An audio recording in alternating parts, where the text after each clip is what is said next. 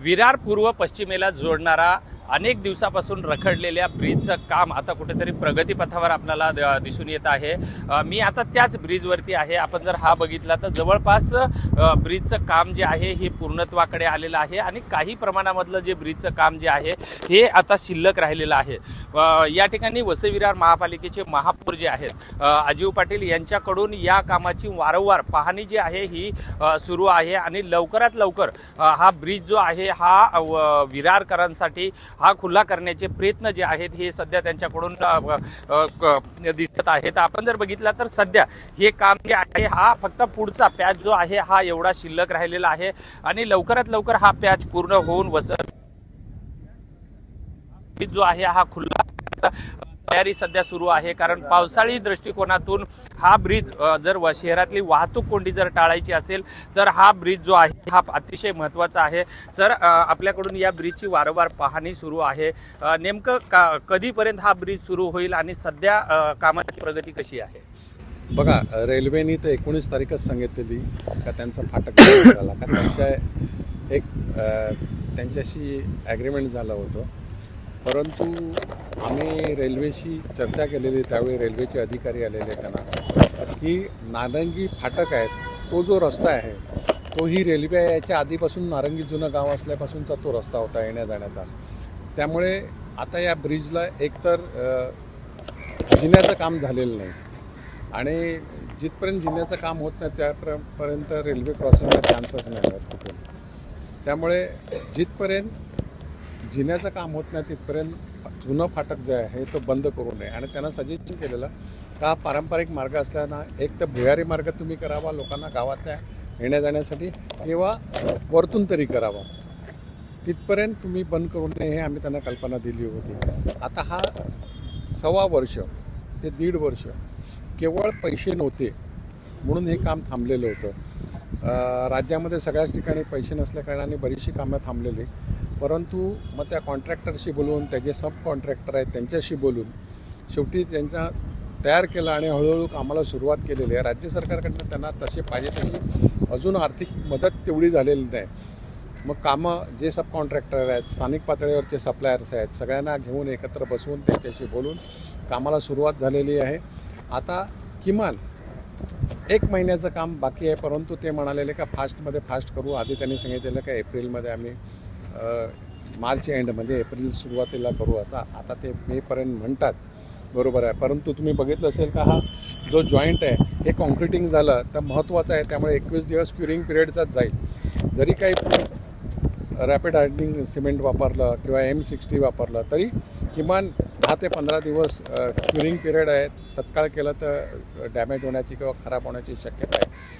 पुढचं बघितलं असेल डांबरीकरण बाकी आहे, बाकीचं कॉन्क्रिटिंग बाजू आहे, बाजूच्या ज्या भिंती आहेत त्या देखील बाकी आहेत, खालचा डिवायडर आहे तो देखील बाकी आहे। तर ह्या सगळ्या गोष्टी आहेत, त्यामुळे आम्ही पाठपुरावा चालू आहे का लवकरात लवकर चालू व्हावं। कारण ज्या अडचणी होत्या कॉन्ट्रॅक्टरला, कारण राज्य सरकारकडनं काहीच नव्हतं, इथेच नाही तर अन्य ठिकाणच्या देखील अशी पैसे राज्य सरकारकडे नसल्याकारणाने अडचण झालेली होती आणि या 1.5 वर्षात जर पाठपुरावा प्रॉपर झाला असता तर निश्चित एव्हाना चालू झाला असता। किती वेळ लागेल समजा? महापालिकेची निवडणूक झाल्यानंतर आम्ही डे टू डे ह्याच्यामध्ये फॉलोअप करतो, पाहणी करतो, त्यांच्या काही अडचणी असतील त्या बघतो। मी मगाशी सांगितलं का जे सब कॉन्ट्रॅक्टर होते कॉन्ट्रॅक्टरचे त्यांच्याशी बोललो, स्थानिक शेतकरी होत्या त्यांच्या अडचणी होत्या, त्यांच्या जागेचा प्रश्न होता त्यांच्याशी चर्चा केली।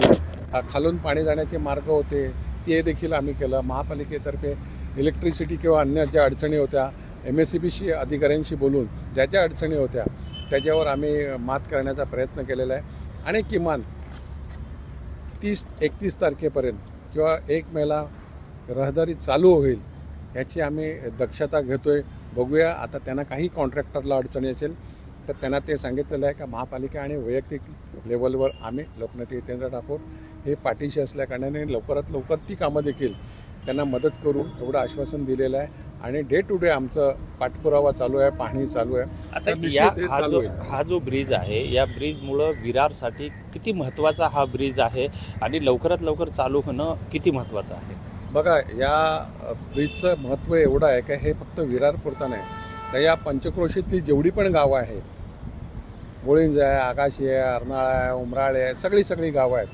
मोठ्या प्रमाणामध्ये वाहतूक जी आहे ही खोळंबतो, मोठ्या मोठ्या रांगा लागतात.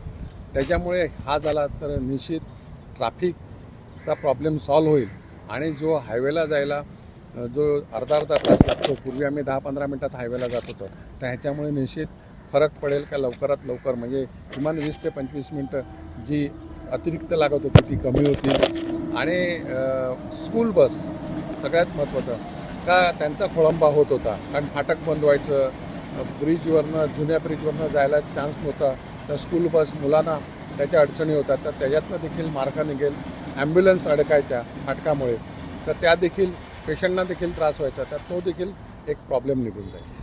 निश्चितच हा ब्रिज जो आहे हा अतिशय वसई विरारकरांसाठी अतिशय महत्त्वाचा ब्रिज आहे आणि या ब्रिजचं काम मागच्या अनेक वर्षापासून रखडलेलं होतं. मागच्या 1.5 वर्षामध्ये या कामाला कुठेही गती मिळाली नव्हती. मात्र महापालिकेमध्ये बॉडी बसल्याच्या नंतर मात्र या ठिकाणी स्वतः महापौर अजू पाटील यांनी या पूर्ण ब्रिजचा पाठपुरावा सुरू केला आणि या पाठपुराव्याच्या नंतर आता हे काम कुठंतरी प्रगतीपथावरती आहे आणि अवघ्या एक 15 दिवसामध्ये हा ब्रिज लोकांसाठी लोकार्पण होईल असा विश्वास सुद्धा यावेळी महापौर अजू पाटील यांनी व्यक्त केला आहे. विजय गायकवाड, TV9 मराठी, वसई विरार.